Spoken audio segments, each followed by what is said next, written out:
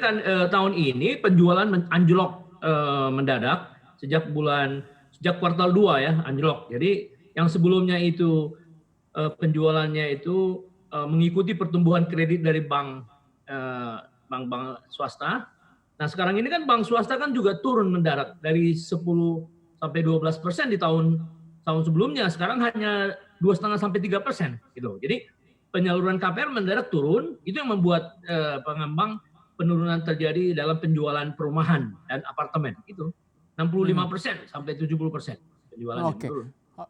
Nah, Pak Ian, kalau kita lihat ini ada stimulus tentunya yang diberikan oleh pemerintah melalui Permenq atau Peraturan Menteri Keuangan nomor 138/2020 ini tentang tata cara pemberian subsidi bunga atau subsidi margin. Ini ada beberapa syarat-syarat juga, artinya akan lebih menggairahkan sektor properti kah menurut Anda? Ya, tentu karena apa yang dilakukan pemerintah saya kira sudah cukup bagus. Hanya kan begini, pemerintah lebih banyak menyoroti tentang demand. Ya, di satu sisi bagus kan, karena demand yang bergairah akan lebih membuat penjualan meningkat. Tapi di sisi supply banyak juga persoalan yang belum dibenahi pemerintah. Misalnya perizinan yang berbelit-belit, biaya-biaya siluman di atas perizinan, di bawah perizinan itu.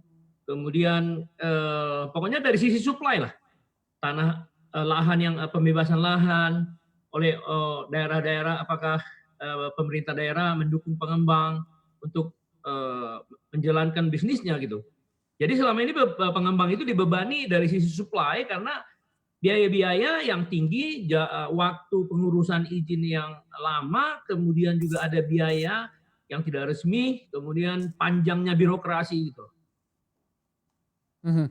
Pak Ian, kalau kita bedah sebenarnya untuk biaya-biaya pembelian rumah, kita kasih satu contoh studi kasus begitu.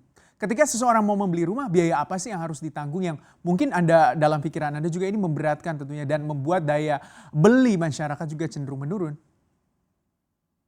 Ya sebenarnya sih dari sisi pembeli itu kan hanya ada pajak pembeli, ya pajak penjualan rumah itu sebenarnya.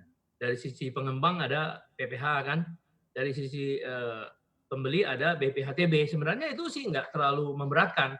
Kalaupun itu mau diturunkan sementara waktu, persoalannya adalah apakah pemerintah daerah sepakat mengenai itu. Gitu. Jadi misalnya dari 5% diturunkan jadi 2,5%. Atau jadi ya diturunkan lebih rendah nggak ada masalah. Karena ini kan toh sementara. Ya itu salah satu yang bisa dilakukan. Cuman dengan otonomi daerah seperti sekarang, tidak mudah membuat sebuah aturan yang akan diikuti oleh daerah-daerah. Gitu. Kenyataannya begitu, Mbak.